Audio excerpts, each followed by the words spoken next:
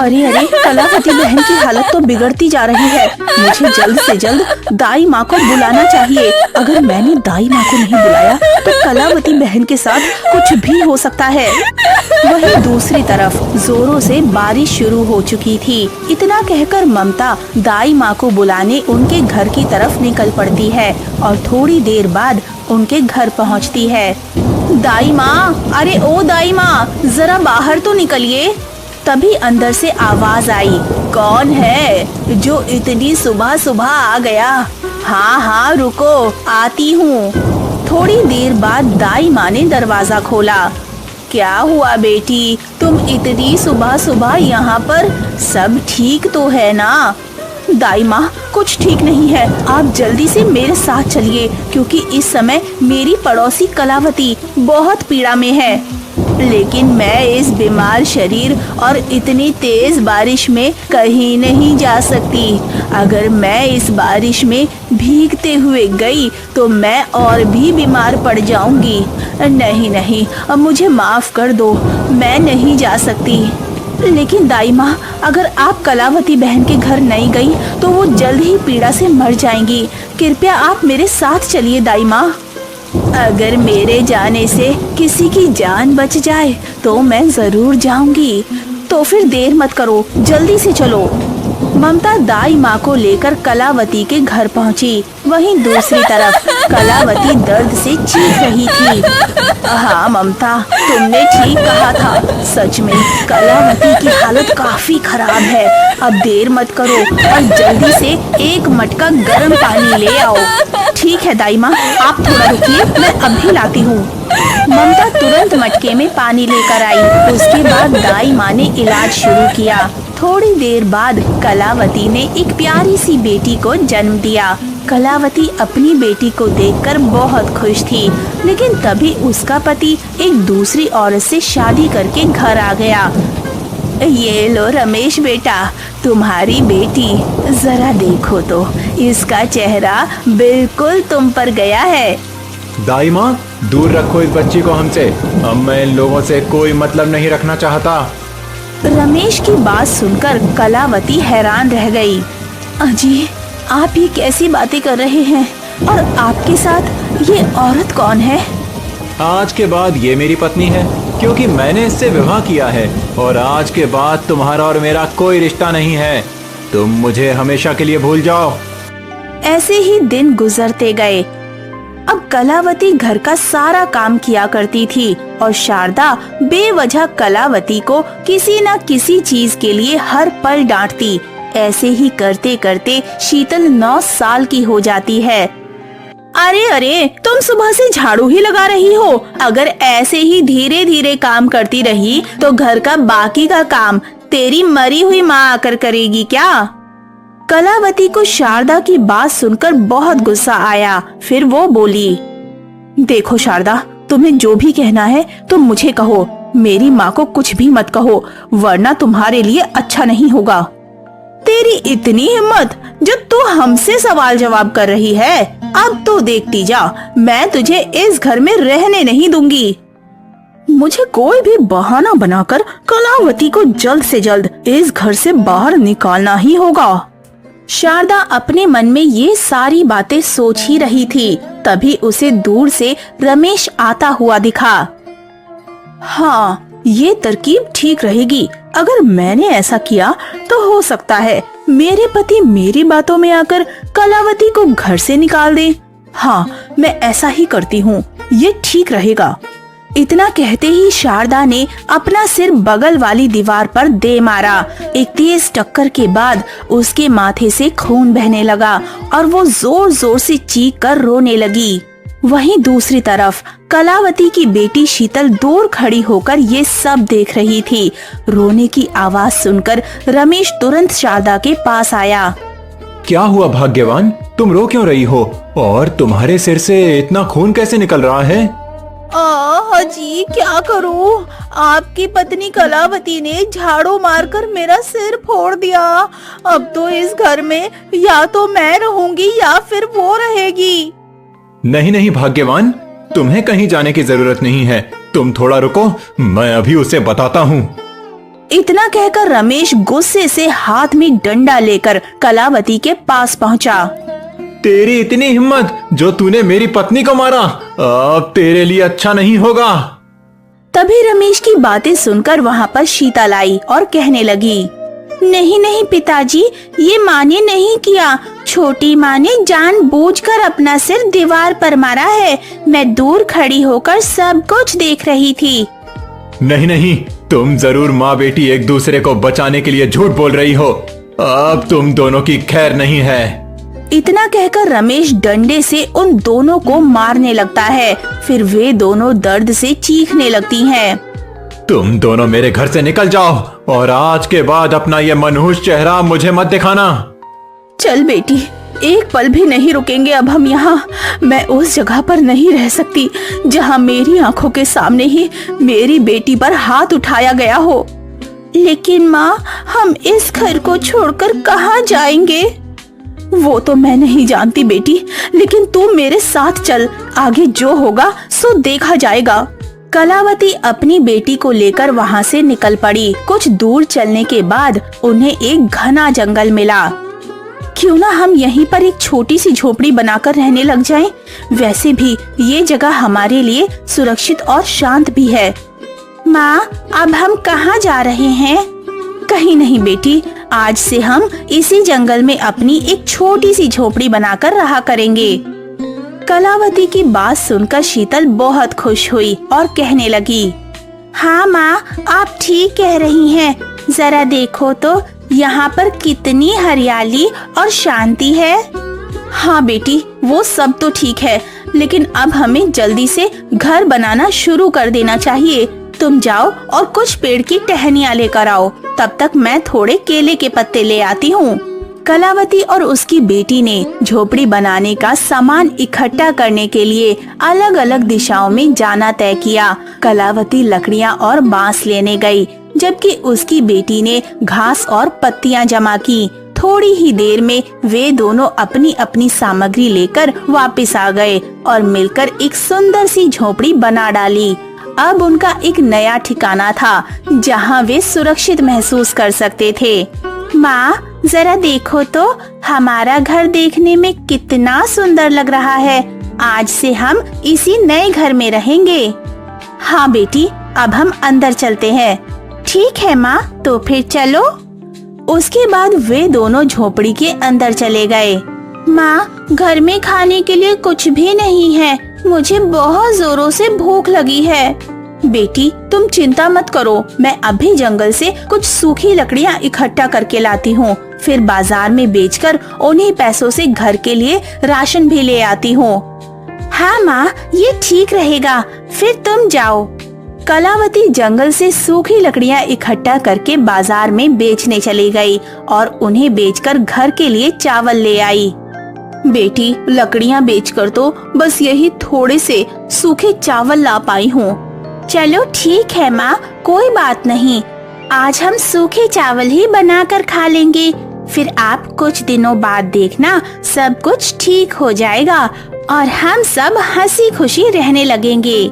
हाँ बेटी, भगवान ने चाहा तो यही होगा। शाम को माँ बेटी सूखे चावल ही खाकर सो जाती हैं।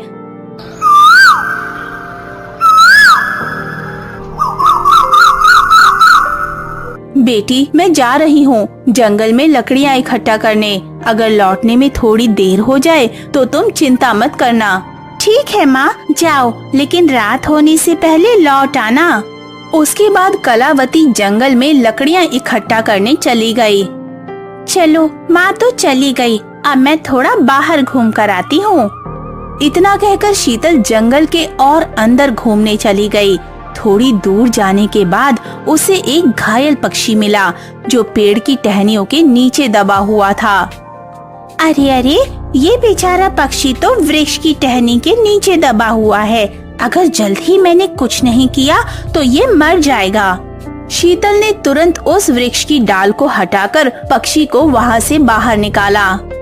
लगता है इस पक्षी के पंख टूट चुके हैं, इसीलिए इतना खून निकल रहा है। मुझे जल्द से जल्द इस पक्षी के घाव पर जड़ी बूटी का लेप लगाना होगा। उसके बाद शीतल तुरंत पक्षी के घाव पर जड़ी बूटी का लेप लगा देती है। तभी एक तेज सुनहरी रोशनी के साथ उस पक्षी का घाव ठीक हो जाता है। शीतल ये सब देखकर हैरान रह जाती है। तुम्हारा बहुत बहुत धन्यवाद। अगर तुम ना होती तो शायद मैं थोड़ी देर में वृक्ष की टहनी के नीचे दबकर मर जाती। अरे अरे, ये पक्षी तो बिल्कुल इंसानों की तरह बोल रहा है, लेकिन ये कैसे हो सकता है? भला पक्षी भी बोलते हैं क्या? हो ना हो ये कोई साधारण पक्षी नहीं है। हाँ शीतल, दरअसल मैं एक जादुई पक्षी हूँ, इसीलिए मेरे पास इंसानों की तरह बोलने की शक्ति है। लेकिन तुम डरना मत, मैं तुम्हें नुकसान नहीं पहुँचाऊंगी। मैं तुम्हारे दयालु स्वभाव को देखकर बहुत खुश हूँ। मांगो, तुम क्या मांगना चाहती हो? मैं तुम्हारी एक इच्छा को पूरा कर सकती हूँ।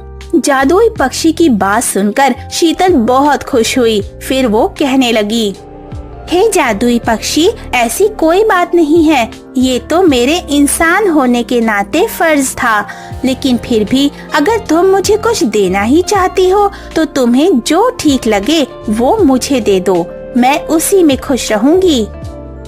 तुमने बिना किसी लालच के मेरी सहायता की है, इसीलिए मैं तुम्हें वरदान देती हूँ कि तुम दुनिया की किसी भी बीमारी को ठीक कर सकती हो।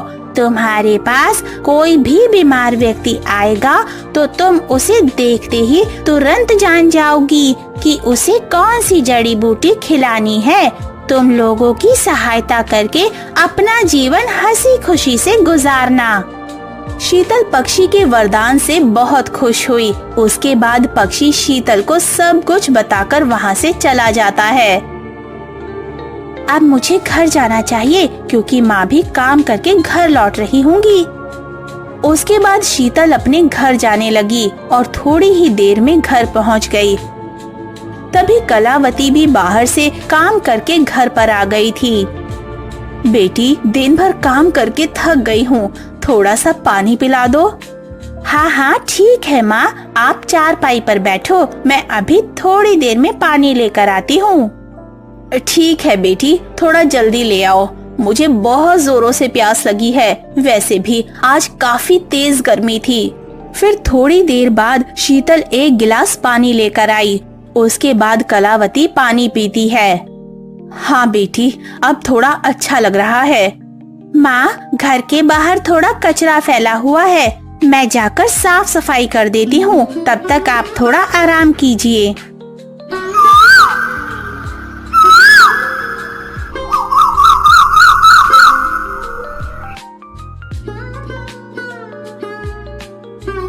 माँ, अरे ओ माँ, दोपहर होने को आई है और आप अभी तक सोई हो, सब ठीक तो है ना? बेटी, मेरी तबीयत कुछ ठीक नहीं लग रही है, मेरा सर थोड़ा भारी भारी सा है, आज मैं काम पर भी नहीं जा पाऊंगी। चलिए ठीक है फिर, कोई बात नहीं माँ, आप रुकिए, मैं अभी आपके लिए जंगल से जड़ी बूटी लेकर आती हूँ, आप उसे खाकर जल्दी ही ठीक हो जाएंगी। शीतल घर से बाहर जंगल में जड़ी बूटी लाने चली जाती है और थोड़ी देर बाद जड़ी बूटी लाकर अपनी माँ को खिला देती है। जड़ी बूटी खाते ही कलावती बिल्कुल पहले की तरह ठीक हो जाती है। अरे अरे बेटी, मैं तो बीमार थी और तुम्हारी लाई हुई जड़ी बूटी खाते ही मैं बिल्कुल जादू की तरह ठीक हो गई। और तुम्हें ये बात कैसे पता चली कि कौन सी बीमारी होने पर कौन सी जड़ी बूटी देनी है? शीतल अपनी माँ को सब कुछ सच सच बता देती है। उसके बाद कलावती को यकीन नहीं हुआ कि एक पक्षी किसी को इतना बड़ा वरदान दे सकता है। बेटी, ये तुम कैसी बातें कर रही हो? भला पक्षी भी इंसानों की तरह बोलते हैं क्या? हाँ माँ, मैं सच कह रही हूँ, उस जादुई पक्षी ने मुझे ये बीमारी ठीक करने वाला वरदान दिया है। अपनी बेटी की बात सुनकर कलावती को भी यकीन हो गया। ऐसे ही दिन बीतते गए और कुछ सालों बाद शीतल बड़ी हो गई। वो अब अपनी शक्तियों का इस्तेमाल करते हुए जंगल से जड़ी बूटियां इकट्ठा करती और उनसे तरह तरह की बीमारियों की दवाइयां बनाती थी। जल्द ही उसकी बनाई हुई दवाइयां पूरे गांव में मशहूर हो गईं। लोग दूर दूर से उसके पास आने लगे और देखते ही देखते उसकी आमदनी बहुत बढ़ गई। उन पैसों से उन्होंने एक बड़ा और सुंदर घर बनवाया। अब वे सब एक खुशहाल और समृद्ध जीवन बिता रहे थे।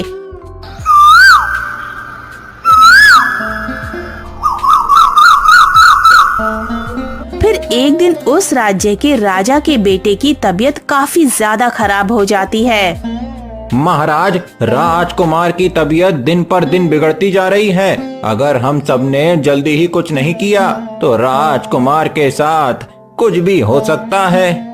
मंत्री जी, अब आखिरी सहारा वैद्य जी थे और उन्होंने भी बोल दिया कि अब कुछ नहीं हो सकता। मुझे तो कुछ समझ नहीं आ रहा। अब आप ही बताइए, हमें क्या करना चाहिए? महाराज, राजकुमार की हालत देखकर तो मैं भी बहुत चिंतित हूँ। राजकुमार की हालत बहुत ज्यादा खराब हो चुकी थी। देखने में ऐसा लग रहा था कि राजकुमार अब शायद नहीं बच पाएंगे। महारानी का रो रो कर बुरा हाल हो चुका था। ओ मेरे प्यारे बेटे, तू तो कहा करता था कि माँ, मैं तुझे छोड़कर कभी नहीं जाऊंगा। फिर तुझे ये अचानक क्या हो गया? उठो बेटा, तुम ऐसे चुपचाप क्यों हो? तुम तो बस सो रहे हो ना, उठ जाओ। महाराज, आप ही मेरे बेटे को उठाइए। हो सकता है ये आपकी बात मानकर उठ जाए। दरअसल महारानी अपने बेटे को बीमार देखकर बिल्कुल पागल सी हो चुकी थी। हो भी क्यों ना, आखिर महारानी अपने बेटे से इतना प्यार जो करती थी। महारानी, आप चुप हो जाइए। हमारे राजकुमार को कुछ नहीं होगा। आप देखना, हमारा राजकुमार जल्दी ही ठीक हो जाएगा। राजकुमार कैसे ठीक होंगे? अब तो वैद्य जी ने भी हार मान ली है। महारानी, अब तो बस एक ही उपाय है राजकुमार को बचाने के लिए। हाँ तो ठीक है मंत्री जी, आप वो उपाय बताइए। मैं अपने बेटे को बचाने के लिए कुछ भी कर सकता हूँ। दरअसल महाराज, हमारे ही राज्य में एक लड़की रहती है जो बहुत सारे बीमार लोगों को ठीक कर चुकी है। अगर वो लड़की राजकुमार को देख ले तो हो सकता है राजकुमार ठीक हो जाएं। ठीक है, तो फिर देर किस बात की मंत्री जी, आप जल्दी से जाइए और उस लड़की को राजमहल ले आइए। ठीक है, जैसी आपकी आज्ञा महाराज। मैं अभी उस लड़की को लेकर आता हूँ। मंत्री जंगल के रास्ते शीतल के घर की तरफ जाने लगता है और थोड़ी देर में पहुंच जाता है। लड़की, अरे ओ लड़की, तुम जल्दी से बाहर आओ। हमें तुमसे कुछ बहुत जरूरी बात करनी है। हाँ हाँ ठीक है, आ रही हूँ। फिर थोड़ी देर बाद शीतल घर से बाहर निकली। अपने घर मंत्री को देखकर शीतल मन ही मन डर गई। क्या हुआ मंत्री जी, आप यहाँ? हमसे कोई गलती हुई है क्या? तुमसे कोई गलती नहीं हुई है। तुम्हें अभी जल्दी से जल्दी राजमहल चलना होगा, क्योंकि हमारे राजकुमार इस समय बहुत बीमार और पीड़ा में हैं। अगर तुमने राजकुमार को ठीक कर दिया तो तुम महाराज से जो भी मांगोगी महाराज तुम्हें दे देंगे। नहीं नहीं मंत्री जी, ऐसी कोई बात नहीं है। मुझे धन का लालच नहीं है। मैं तो बस अपने इंसान होने का फर्ज निभाती हूँ। उसके बाद मंत्री शीतल को लेकर थोड़ी देर बाद राजमहल पहुँच गया। महाराज, ये वही लड़की है जिसके बारे में मैं आपको थोड़ी देर पहले बता रहा था। हाँ, तो फिर देर किस बात की लड़की, तुम जल्दी से राजकुमार का इलाज शुरू करो। अगर तुमने राजकुमार को ठीक कर दिया तो मैं तुम्हें मुंह मांगा धन देने के लिए तैयार हूँ। वो सब तो ठीक है महाराज, मैं जान चुकी हूँ कि राजकुमार को कौन सी जड़ी बूटी देनी है, लेकिन सबसे बड़ी समस्या ये है कि वो जड़ी बूटी इस समय मेरे पास नहीं है और वो केवल जंगल में ही मिलेगी। इसीलिए आप थोड़ा रुकिए, मैं तुरंत उस जड़ी बूटी को लेकर आती हूँ। उसके बाद शीतल तुरंत जड़ी बूटी लाने जंगल की तरफ जाने लगती है और थोड़ी देर बाद जंगल में पहुंच जाती है। अब मुझे जल्द से जल्द उस जड़ी बूटी को खोजना चाहिए। वैसे तो इधर कहीं वो जड़ी बूटी दिख नहीं रही है, थोड़ा और आगे जाकर देखती हूँ। फिर उसे थोड़ी देर बाद वो जड़ी बूटी दिखाई देती है। चलो, जड़ी बूटी तो मिल गई, अब मुझे जल्दी से जल्दी राजमहल पहुँचना चाहिए। उसके बाद शीतल जड़ी बूटी लेकर राजमहल पहुंच जाती है और बिना समय गवाए उसने राजकुमार का इलाज करना शुरू कर दिया। पूरे 2 दिनों तक इलाज करने के बाद राजकुमार बिल्कुल पहले की तरह स्वस्थ हो गए। राजकुमार को पूरी तरह से ठीक देखकर वहां मौजूद हर कोई हैरान था। किसी को यकीन नहीं हो रहा था कि जो राजकुमार इतनी गंभीर बीमारी से पीड़ित थे, वो इस साधारण सी लड़की के इलाज से बस 2 दिनों में बिल्कुल ठीक हो गए हैं। तुम्हारा बहुत बहुत धन्यवाद लड़की। अगर तुमने मेरे बेटे का इलाज ना किया होता तो शायद मैं अपने बेटे को हमेशा के लिए खो देता। मैं तुमसे बहुत प्रसन्न हूँ। मांगो, तुम क्या मांगना चाहती हो? वैसे तो महाराज, भगवान की कृपा से मेरे पास किसी भी चीज की कमी नहीं है, लेकिन फिर भी अगर आप कुछ देना ही चाहते हैं तो जो आपको अच्छा लगे आप वही दे दीजिए। इसमें कौन सी बड़ी बात है? बीमार लोगों का इलाज करना तो मेरा फर्ज है। मंत्री जी, जल्दी से इस लड़की को देने के लिए राजकोष से 5000 सोने के सिक्के ले आइए। ठीक है, जैसी आपकी आज्ञा महाराज, मैं अभी लाता हूँ। शीतल, ये तुम्हारी ईमानदारी और दया का छोटा सा उपहार है। तुम इस सम्मान की हकदार हो। आपका बहुत बहुत धन्यवाद महाराज, जो आपने मुझे इतना सम्मान दिया। महाराज, अब मुझे घर लौटना होगा क्योंकि मेरी माँ मेरे आने की राह देख रही होंगी। ठीक है लड़की, जो भी हो, तुम्हें कभी किसी चीज की जरूरत होगी तो तुम बेझिझक हमसे सहायता मांग सकती हो। ठीक है महाराज। शीतल राजा से आज्ञा लेकर अपने घर की तरफ निकल पड़ती है। सुबह का समय था। रमेश अपनी गाय के लिए घास काटने जा रहा था। उसे आज काम पर भी समय से पहुंचना था। जल्दी जल्दी में वो बड़बड़ाता हुआ आगे बढ़ रहा था। मैं जल्दी से गाय के लिए थोड़ा सा घास काट लेता हूँ, अभी मुझे काम पर भी तो जाना है। अगर मैं ज्यादा देर किया तो रोज की तरह आज भी मालकिन मुझे देर से काम पर आने के लिए डांटेंगी। इतना कहकर रमेश और भी तेजी से अपनी गाय के लिए घास काटने लगा। तभी झाड़ियों से एक सांप निकला और रमेश के पैरों में काट लिया। दर्द से रमेश चिल्लाने लगता है। अरे अरे, ये क्या हुआ? मुझे तो सांप ने काट लिया। अगर मैं जल्दी ही घर नहीं पहुंचा तो मेरे साथ कुछ भी हो सकता है। उसके बाद रमेश घबराया हुआ तुरंत घर आ जाता है। क्या हुआ स्वामी, आप इतने घबराए हुए क्यों लग रहे हैं? सब ठीक तो है ना? कुछ ठीक नहीं है। दरअसल मैं जंगल में घास काटने गया था, तभी एक सांप ने मुझे काट लिया। लेकिन तुम चिंता मत करो और जल्दी से वैद्य जी को बुला लाओ। जल्दी करो, मेरा सिर भारी भारी हुआ जा रहा है। शारदा तुरंत भागती है, वैद्य जी के घर पहुंचती है। क्या हुआ बेटी, इतनी घबराकर भागकर क्यों आ रही हो? सब ठीक तो है ना? कुछ ठीक नहीं है वैद्य जी। दरअसल मेरे पति जंगल में घास काटने गए थे, तभी एक सांप ने उन्हें काट लिया है। आप जल्दी से मेरे साथ चलिए।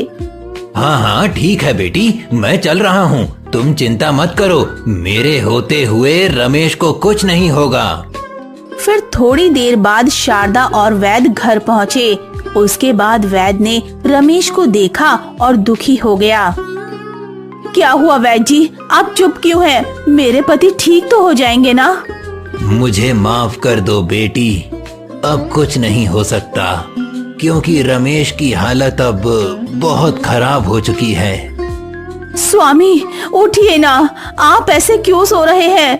मेरे लिए तो इस दुनिया में आपके सिवा कोई नहीं है। मैं तो पहले से ही बेसहारा हूँ। अगर आप भी मुझे छोड़कर चले गए तो फिर मैं अकेली कैसे रहूंगी? फिर वैद्य जी को शीतल के बारे में याद आता है। शारदा बेटी, अब तो बस एक इंसान है जो रमेश को शायद ठीक कर सकता है, लेकिन पता नहीं वो रमेश को ठीक करने आएगी या नहीं। वैद्य जी, वो कौन है और कहाँ रहती है? आप मुझे बताइए, मैं कैसे भी करके उसे यहाँ ले आऊंगी। तुम मेरी बात ध्यान से सुनो बेटी। दरअसल रमेश की पहली पत्नी का नाम कलावती था और उसकी एक बेटी भी थी जिसका नाम शीतल है। बड़ी होकर शीतल एक वैद्य बनी जो बीमार लोगों का इलाज करती है। तुम्हारे पिता ने उन दोनों को घर से बाहर निकाल दिया था, इसीलिए मुझे नहीं लगता कि शीतल रमेश का इलाज करने आएगी। वैद्य जी, आप उसकी चिंता मत कीजिए। आप बस मुझे ये बताइए कि उनका घर कहाँ पर है। बेटी, यहाँ से थोड़ी दूर पर एक जंगल है। उसी जंगल के बीचों बीच वो दोनों रहते हैं। ठीक है वैद्य जी, आप मेरे पिताजी का ध्यान रखिए। मैं अभी उन्हें कैसे भी करके लेकर आती हूँ। सिमरन, जो रमेश की दूसरी बेटी थी, वो कड़कती धूप में शीतल के घर जाने लगती है। पूरे 2 घंटे चलने के बाद आखिर सिमरन शीतल के घर पहुँच जाती है। शीतल दीदी, अरे ओ शीतल दीदी, आप थोड़ा जल्दी से घर से बाहर निकलिए ना। फिर थोड़ी देर बाद शीतल घर से बाहर आती है। शीतल इतनी छोटी सी बच्ची को इस घने जंगल में देखकर हैरान रह जाती है। अरे अरे बच्ची, तुम इतने घने जंगल में क्या कर रही हो और तुम्हारे माता पिता कहाँ हैं? उसके बाद सिमरन ने सोचा कि अगर मैं इन्हें सब कुछ सच सच बता दूंगी तो पता नहीं ये मेरे साथ जाएगी भी या नहीं। इससे अच्छा है कि मैं इन्हें कुछ नहीं बताऊं। हाँ, ये ठीक रहेगा। दीदी, आप मेरे साथ घर चलिए, क्योंकि मेरे पिताजी को एक जहरीले सांप ने काट लिया है। अगर आपने उनका जल्द से जल्द इलाज नहीं किया तो शायद मेरे पिताजी बच नहीं पाएंगे। हाँ हाँ ठीक है बच्ची, तुम चिंता मत करो। मेरे होते हुए तुम्हारे पिताजी को कुछ नहीं होगा। बस तुम मुझे जल्दी से अपने पिताजी के पास ले चलो। बेटी, घर बैठे बैठे मुझे भी अच्छा नहीं लग रहा है। मैं भी तुम्हारे साथ चलती हूँ। इसी बहाने थोड़ा बाहर भी घूम आऊंगी। ठीक है माँ, तो चलो। उसके बाद वो तीनों रमेश के पास जाने लगते हैं और थोड़ी देर बाद उसके घर पहुँचते हैं। माँ, ये तो पिताजी का घर है। और ये क्या? पिताजी को तो सांप ने काटा हुआ है। मुझे जल्द से जल्द इनका इलाज करना होगा। देखने से तो लग रहा है कि उनके शरीर में काफी जहर फैल चुका है, लेकिन घबराने की कोई बात नहीं है। मैं इसे ठीक कर सकती हूँ। आखिर नियति ने मुझे फिर से इसी घर में ही ला दिया है। लोग सही कहते हैं, नियति का खेल कोई नहीं जानता। उसके बाद शीतल ने रमेश को वो चमकती हुई जड़ी बूटी खिलाई। जड़ी बूटी खाते ही उसका शरीर चमत्कारी ढंग से ठीक होने लगा। कुछ ही पलों में रमेश बिल्कुल स्वस्थ हो गया और 4 पाई से उठकर बैठ गया। इतने वर्षों बाद अपनी बेटी और पत्नी कलावती को सामने देखकर उसकी आंखों से खुशी के आंसू छलक पड़े। वो अपनी गलती का एहसास करते हुए नम आंखों से कहने लगा, मुझे माफ कर दो। मुझसे बहुत बड़ी गलती हो गई थी। मुझे तुम लोगों को इस तरह घर से नहीं निकालना चाहिए था। अब जो हुआ उसे भूलकर हम सब हमेशा साथ साथ रहेंगे। कलावती, मुझे माफ कर दो। मैंने तुम्हें बहुत परेशान किया है। आप दोनों माफी मत मांगिए। बस आपको अपनी गलती का एहसास हो गया, मेरे लिए इतना ही काफी है। उसके बाद सब कुछ ठीक हो गया। फिर वे सब लोग साथ साथ हंसी खुशी रहने लगे।